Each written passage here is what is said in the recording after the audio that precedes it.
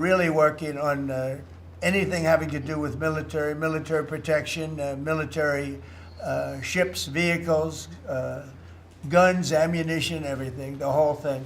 We've been long-time allies, and I would say there's never been anybody better. We fought wars together.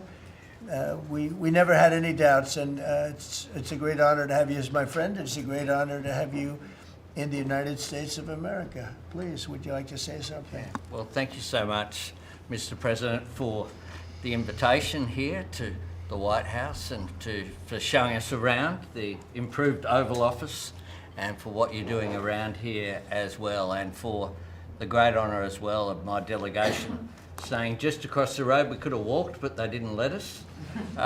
We drove all of 20 metres there from Blair House, but it's a great honour to be able to stay there.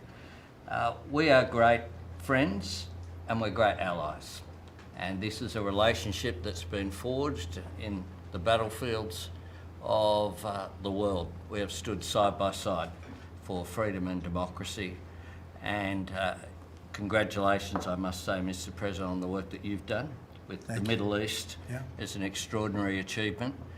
And on defence, we've already had a discussion about taking it to the next level. Our defence and security partnership with AUKUS is so important for us, and I thank you for the support that the administration are giving as well. You've had the Chief of the Navy here as well, which will play obviously a very critical role with the subs and increasing the security for the region and the world.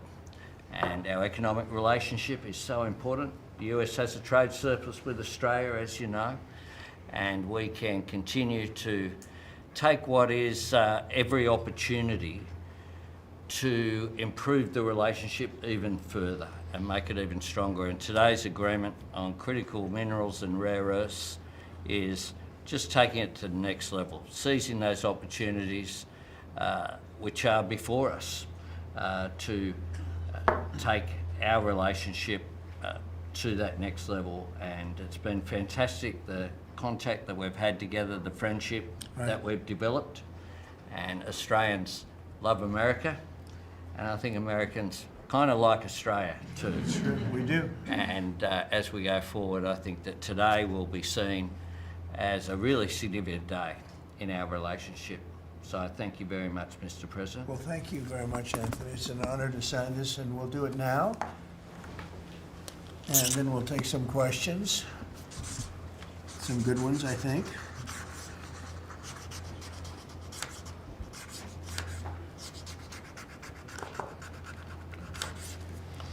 Okay.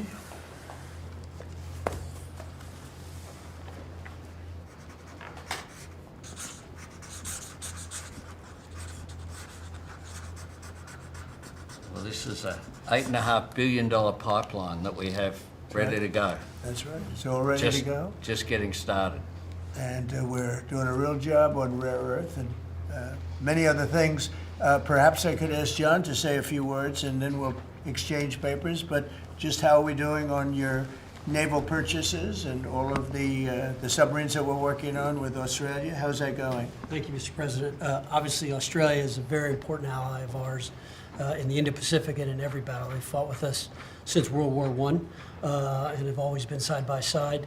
The facility that they're building, Surf West, is critical and very important to our ability to project power in the Indo-Pacific and work with our allies. So we're working very closely. I think what we're really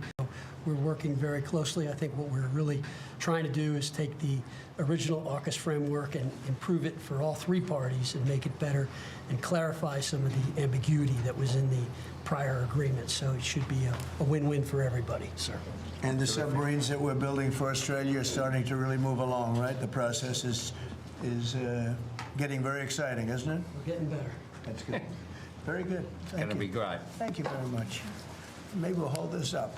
Okay. Here we go.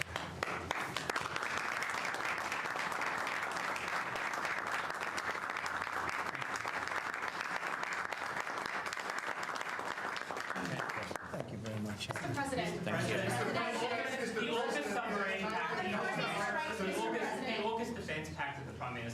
issue. It is a critical issue for Australia. Yes. You haven't really spoken much about it publicly. It was a deal that was done under Joe Biden to sell submarines to Australia at a time when you're not really making enough for your own needs. So can you tell us, have you gotten across the details of the deal?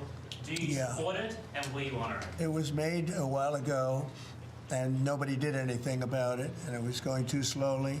We do actually have a lot of submarines. We have the best submarines in the world, anywhere in the world, and we're building a few more currently under construction. And now we're starting, we have it all set.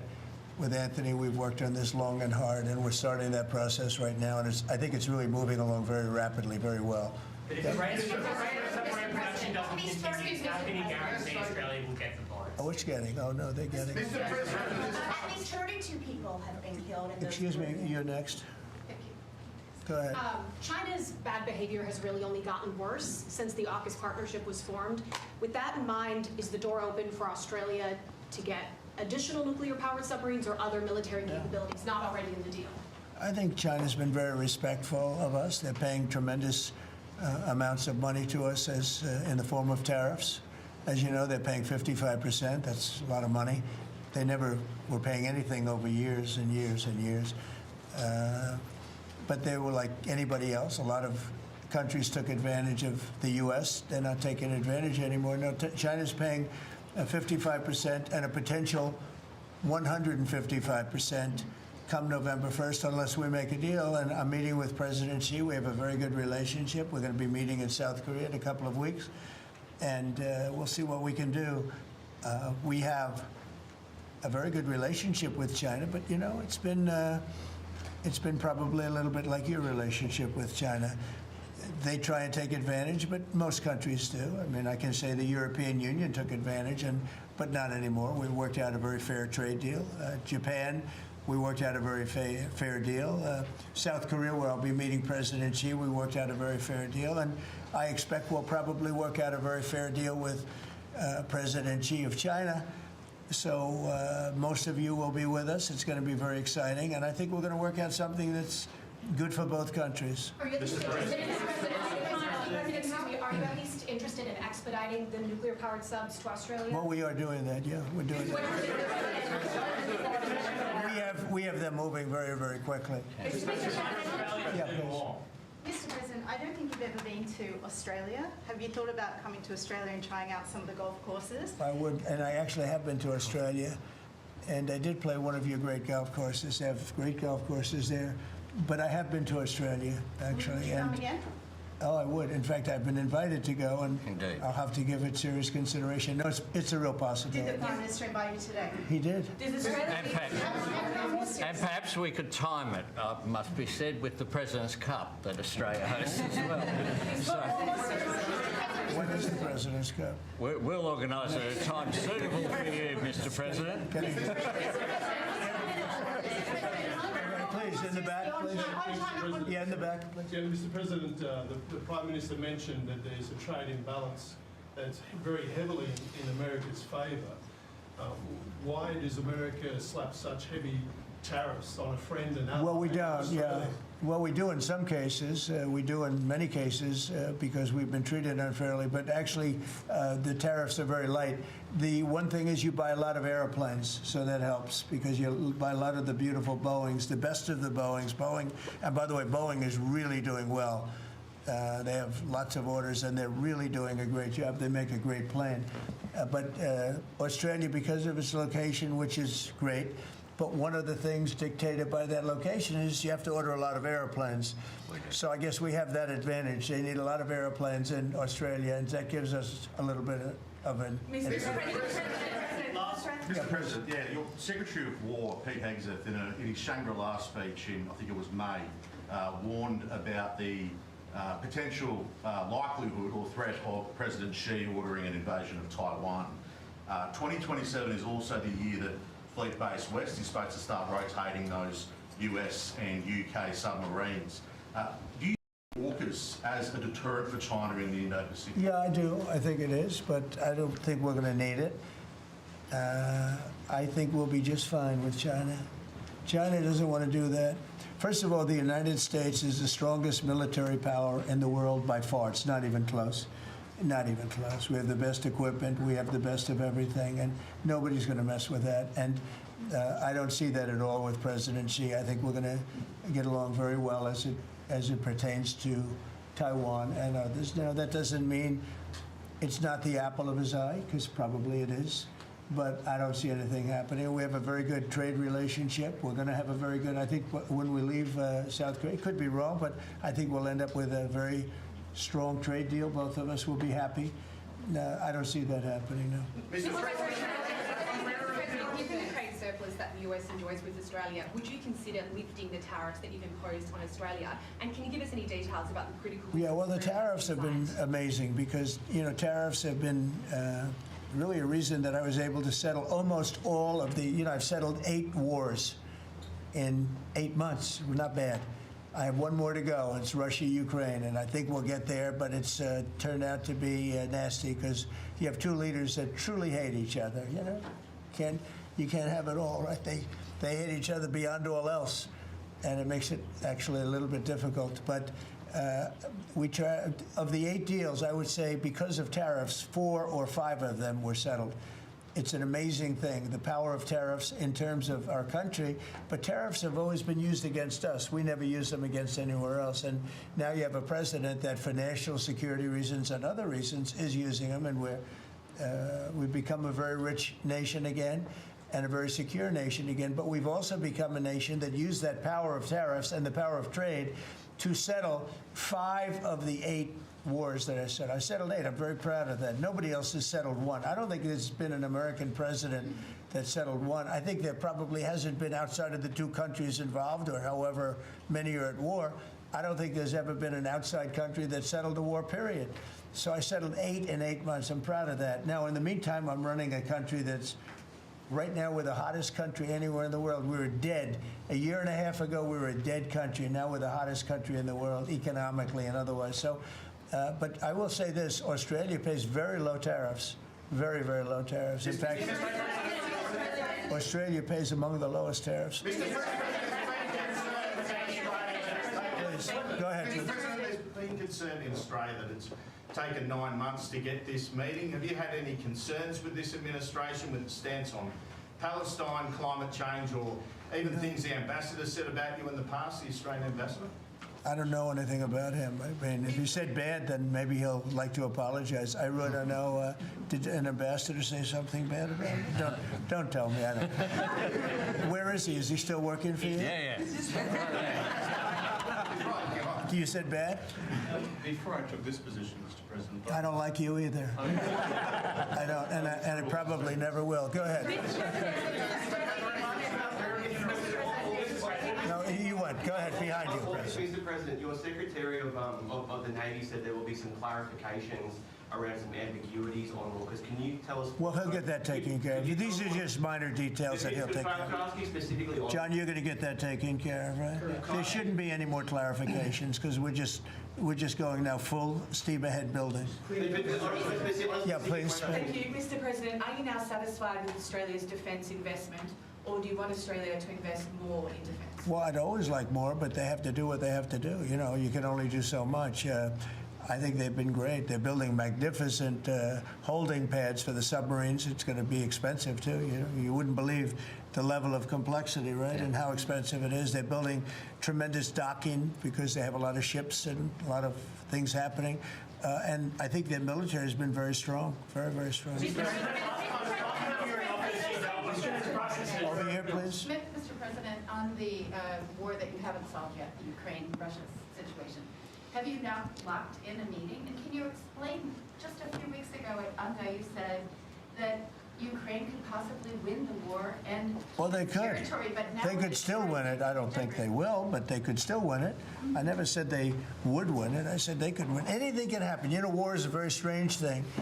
A lot of bad things happen, a lot of good things happen. If you look at the Middle East, I would say prior to us hitting Iran so hard, we could have never made that deal because you would have had a dark cloud over the Middle East when we took out their nuclear capability, which was one of the great military maneuvers of all time. It was flawless. You saw that. Yeah. Those magnificent B-2s. I mean, that was a flawless move that was done by some very talented people headed up by Pete and everybody else, and our great generals, and General in particular, Raisin Cane.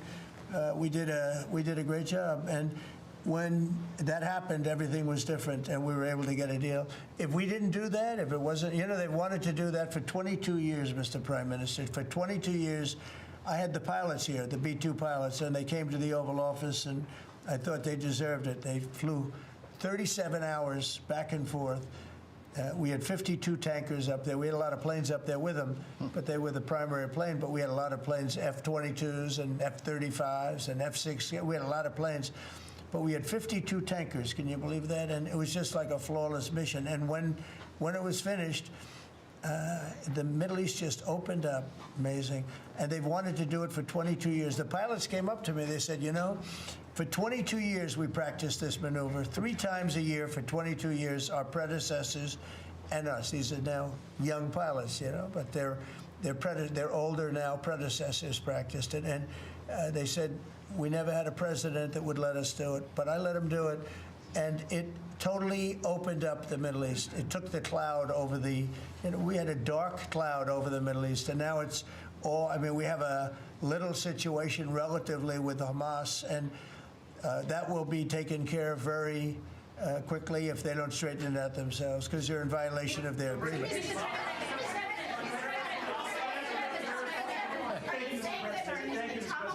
On rare earth minerals, Australia is one of the only places in the world that processes rare earth minerals. Could there be an agreement? China has 90% of the processing. Could there be an agreement over processing rare earth minerals with Australia? Sure, that's what we're doing. It's part of the agreement. Part of the agreement. Can you say with certainty? Go ahead, please. Thank you, sir. Just, sorry. Yeah. On a follow-up on Taiwan, there are reports that you will come up, or China is pressuring you to not support independence for Taiwan in exchange for a trade deal. Well, I'm not going to talk about that. What I'll talk about, you and I will have that discussion in a couple of weeks when I'm in South Korea with President Xi. We're going to be talking about a lot of things. I assume that's going to be one of the things, but I'm not going to talk about that now. Yeah, please, go ahead. President, you just alluded to the violence in the Middle East. What steps is the administration taking to maintain the ceasefire? Well, a lot of steps, and right now it's in the hands of others. We have 59 countries that agreed to the deal. We have a peace in the Middle East for the first time ever.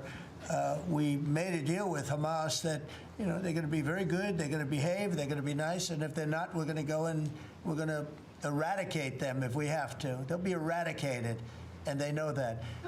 So they went in, and I don't believe it was the leadership, but they had some rebellion in there among themselves, and they killed some people, a lot of people. But this is a violent group. You probably noticed over the last 100 years, this is a very violent group of people.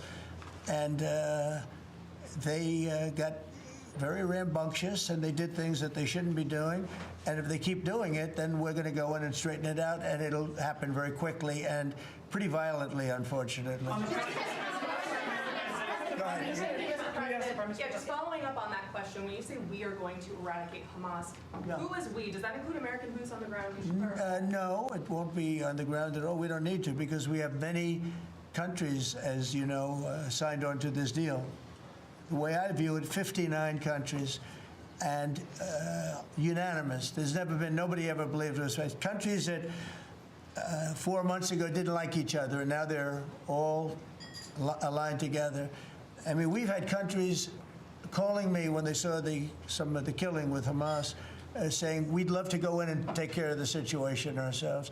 In addition, you have Israel would go in 2 minutes if I asked him to go in. I could tell him, go in and take care of it. But right now, we haven't said that. We're going to give it a little chance, and hopefully there will be a little less violence. But right now, they're violent people. Hamas has been very violent.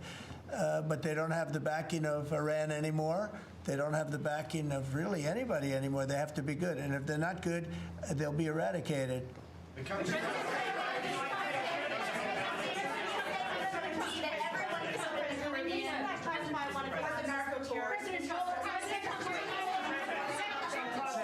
Were any innocent civilians killed in the Caribbean, Mr. President? Not you. Could the Prime Minister weigh in more on the processing? And can Australia expand the process of rare earth? Absolutely we can, and we have the capacity to do so, and part of this deal is very specific, $8.5 billion pipeline. There'll be $1 billion contributed from Australia and the United States over the next 6 months with projects that are immediately available. There's 3 groups of projects, ones that are joint activities between Australia and the United States, such as Alcoa.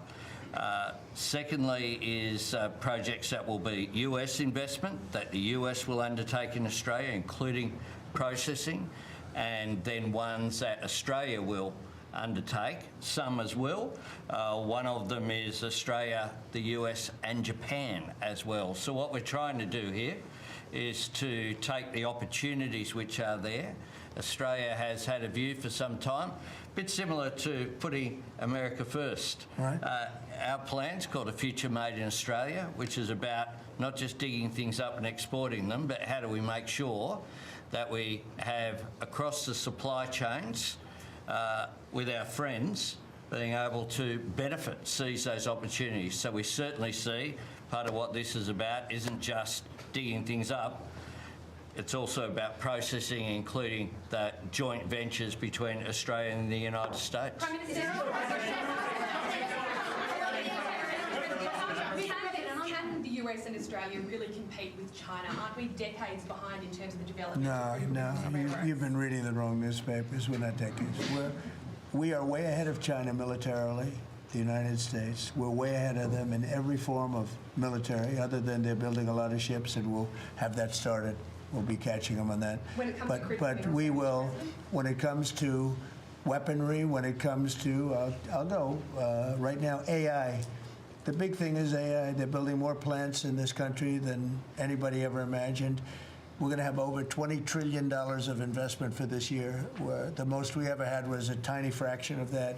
As an example, Biden, who's the worst president in the history of our country by far, by the way, but they were less than $1 trillion for 4 years. We're already now breaking $18 trillion of investment in 8 months. $18 trillion. No country in history has ever done that. We're way ahead of China in AI, and we're way ahead of China militarily from the standpoint of the sophisticated weapons. We have weapons that a lot of people don't even know about it. I got them started 4 years ago. I rebuilt the military 4 years ago, fortunately, because Biden didn't do anything but give a piece of it away to Afghanistan. Fortunately, as much as it sounded like it was a small part of what I built, but the Afghanistan giveaway was one of the worst. That was probably the most embarrassing day in the period in the history of our country. But we have the greatest military. We have the best equipment. We have the best manufacturers of equipment. We have the best weapons. When you look at our weapons, I've been talking a lot about our weapons. Everybody wants our weapons. It's great to be working with Anthony. It's great to be working with the people of Australia, because they also, it's a smaller country, but you have done a fantastic job in weaponry and the kind of things. So we do a lot of joint work together. Our militaries work very, very closely together. We've been really an amazing ally when you think of it, right? There's never been any games. We're strongly committed, and they're strongly committed. There are some games with other countries, but there haven't been games with Australia.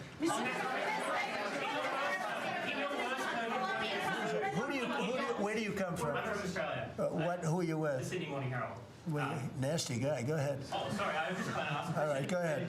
On your first term, you worked with 2 Australian Prime Ministers, Scott Morrison and Malcolm Turnbull, you might remember. Right. They were from same side of politics as you, Mr Albanese's different side. Can you tell us a bit more about what it's like to work with Mr Albanese compared to those 2? Well, I got along. That wouldn't be fair, because, the man on my right has a big advantage. You know that, right? But I think he's doing a really good job, and we've had a very good relationship. I don't want to compare one with the other, but I'll tell you, this one is. They really have a great prime minister. Thank you. Okay, was that a good statement? I'll use it in my ads in 28.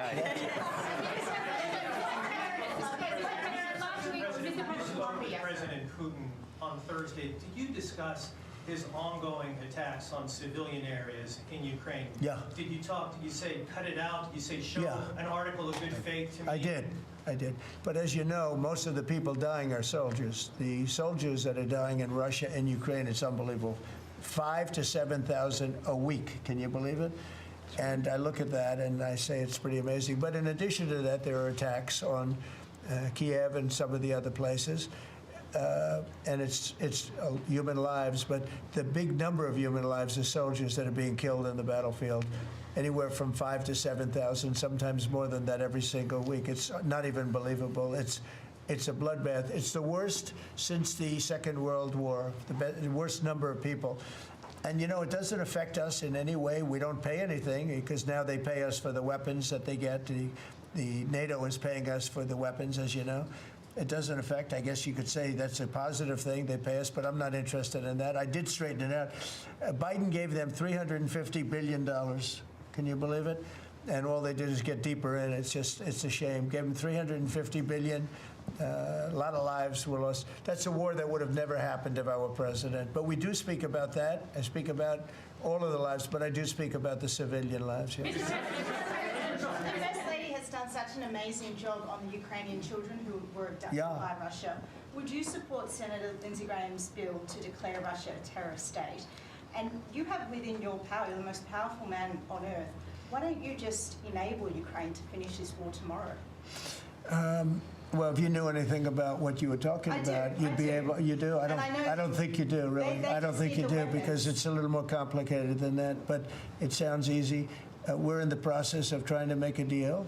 If we make a deal, that's great. If we don't make a deal, it'll be a lot of people are going to be paying a big price.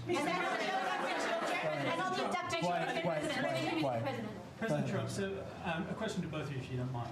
So I love his haircut. I'm going to try that. No, I love it. Go ahead. So, as we all know, China controls 90% of the global supply of critical minerals. They have launched attacks on Australian companies, primarily Lynas Rare Earths. What will happen to China if they don't play fair with this? So, it's a very interesting question. We have a tremendous power, and that's the power of tariff. And I think that China will come to the table and make a very fair deal, because if they don't, they're going to be paying us 157% in tariffs. Right now, they're paying 55 to 57%. When I was first president, first term, we had the greatest economy we've ever had. And as you know, people don't write too much about it, but China paid us hundreds of billions of dollars worth of money for tariffs. Biden left it, but he didn't enforce it. He gave exceptions to almost everything. And so he left the tariffs, but he didn't really collect the numbers that he should have collected, and because he didn't know what the hell he was doing. So now the tariffs are much higher in China than they were before, and they're high on other countries, depending on whether or not we like that country or we get along, and that's for national security purposes. So I made deals with Japan, I made deals with the European Union, or the whole of Europe practically, but the European Union, made deals with a lot of different people. We have a very fair deal for, I will say, Australia's paying a low number. They do have, I'll change it, we have a little bit of an advantage on that one. I told you, the advantage we have is airplanes. We sell a lot of airplanes to them, and they need them. It's a very vibrant place, and people go in and out, and I look forward to going there myself. And I think it's unlikely I'll be taking a ship. That's a long journey. That's a long. But China has treated us with great respect. Now, in the past, they didn't treat other presidents with great respect. They would take hundreds of billions and even trillions of dollars out of the country, and they would spend it and build their military. Now they're treating us with great respect. Now, we'll see what happens. I said, if we don't make a deal, I'm putting on an additional 100% on November 1st. I think we'll make a deal. They threatened us with rare earths, and I threatened them with tariffs, but I could also threaten them with many other things, like airplanes. You know about airplanes, because they can't get parts for their airplanes. We build their airplanes. We do a great job. They're largely Boeings. And we could stop the parts. We did stop the parts, actually, when they did the initial threat. That's a big... They closed down over 400 of their airplanes. But we don't want to do that. But we have a much simpler thing. If we don't make a deal, we'll charge them a very substantial tariff. and they'll be paying us hundreds of billions of dollars a year, which they're basically paying right now. We had presidents that allowed China and other countries get away with murder. We're not going to allow that, but we're going to have a fair deal. I want to be good to China. I love my relationship with President Xi. We have a great relationship. I believe after we leave South Korea, we'll be there together. We thought that would be a good place to meet, and we're going to be meeting. I'll be in Malaysia, I'll be in Japan, I'll be in a couple of others. We'll be sort of doing a little bit of a tour. I've been invited to go to China, and I'll be doing that sometime fairly early next year. We have it sort of set. But I think we're going to have a very good relationship with China. And again, they will threaten us with rare earths. I don't think they're threatening us too much right now. But they could do that, but I threaten them with something I think is much more powerful, and that's tariffs. Because at a certain point, they will not be able to do any business with us. At a certain point, if they pay enough tariffs, it's almost like saying, we don't want to do business with you, but it's probably nicer. Saying you're going to pay 158, 157% tariff is a nicer way of saying that we don't want to do business with you. And if they don't do business with us, I think China's in big trouble, I'll be honest with you. I think China is, I don't know that they even make it. I really do. I believe that they're in big trouble. And I don't want them to be in big trouble. I want them to do great. I want them to thrive. But we have to thrive together. It's a two-way street. I think when we finish our meetings, and it's going to be a big deal. Look, I'm meeting with a lot of other countries, but this seems to be the one that people are very interested in. I think when we finish our meetings in South Korea, China and I will have a really fair and really great trade deal together. I want them to buy soybeans. They stopped buying our soybeans because they thought that was punishment. And it is punishment to our farmers, but we're not going to allow that to happen because I made a great trade deal with China, a $50 billion trade deal, and they were great about it. They were doing everything that they were supposed to do. And then when Biden came in, you know, I used to call President Xi all the time to say, thank you, or you're not buying enough. In other words, they were supposed to buy.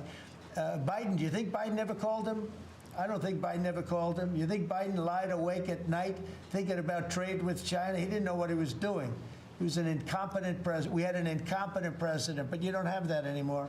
So I think we're going to end up having a fantastic deal with China. It's going to be a great trade deal. It's going to be fantastic for both countries. And it's going to be fantastic for the entire world. Thank you very much, everybody. Thank you very much. Thank you very much.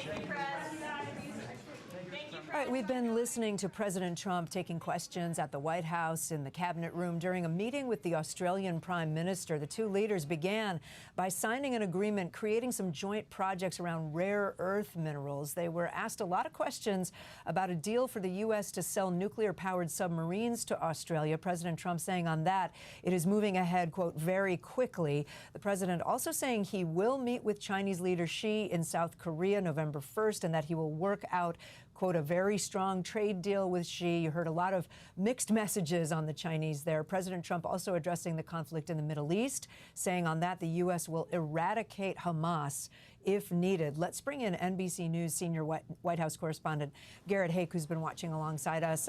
Garrett, I rattled through some of the headlines there. What should we take away from this meeting with the Prime Minister of Australia that has not, you know, has been a long time coming? It has not happened until now. Yeah, that's right. A fairly warm meeting between two men from opposite ends of the political spectrum here. The president and the prime minister announcing what I'm told by a White House official is a $3 billion joint venture project to develop critical minerals between these two countries that they believe could yield $50 billion in these minerals, which would become kind of a key piece of the economic puzzle here for President Trump, elements that are necessary for so many high-tech businesses in the United States. It relates to what was, I think, the third country present in this room, the United States' relationship with China. The president, to my ear, Kate, going to great lengths to not antagonize Chinese President Xi, suggesting that he believes, despite the back and forth over trade and a lot of kind of mutual economic saber rattling, that he does ultimately think there'll be good trade deals to be done with China, that there'll be a deal to get the Chinese to purchase American soybeans again, and that all of this will kind of work out fine despite the ratcheting up of economic pressure between the world's two largest economies. If not, that brings us back to the Australia partnership, where you heard the President and the Prime Minister talking about the sales of U.S. nuclear-powered submarines to the Australians, the suggestion that this military alliance between the United States and Australia, which goes back to World War I, could continue to be beneficial for both countries, buying American planes, American military technology, and so forth, which, from the Australian perspective, is partly about containing China in their neighborhood. So I think those are the big headlines around that corner of the world. To me, the other big global headline out of this was the President again pointing out that as the ceasefire between Hamas and Israel appears increasingly tenuous and fragile, with strikes resuming there, the President saying that if it doesn't stop, if the ceasefire can't hold, we, and he clarified the we being Israel with the U.S.'s support, would go in and forcibly disarm Hamas, essentially a resumption of that war. So not as much drama as we sometimes see in these meetings or lunches, as the case may be here, but some headlines out of the U.S. and Australian alliance, and the President again keeping his eye on foreign affairs in the Middle East as well, Kate. Yeah, and just quickly, we have about a minute more, Garrett, on the Middle East. It didn't sound like we heard a lot of news there. The President doesn't seem overly concerned about the state of that ceasefire. No, that's right. I mean, the President's general view and the White House's general view is that they have done the heavy lifting to get this ceasefire in place, and now it's up to our other partners in the region to make it hold. Some of these Gulf Arab countries in particular, with whom the President has forged relationships, need to step up in the White House's view. He trusts Israel to manage its own security, but the White House has declared victory really already in the Middle East. They need that victory to hold. Garrett Hake, thank you. I want to correct one thing I said. I said a date that President Trump might meet with the leader of China. We don't know the exact date that they might meet. He just said in a couple of weeks he plans to see the Chinese leader. That concludes our live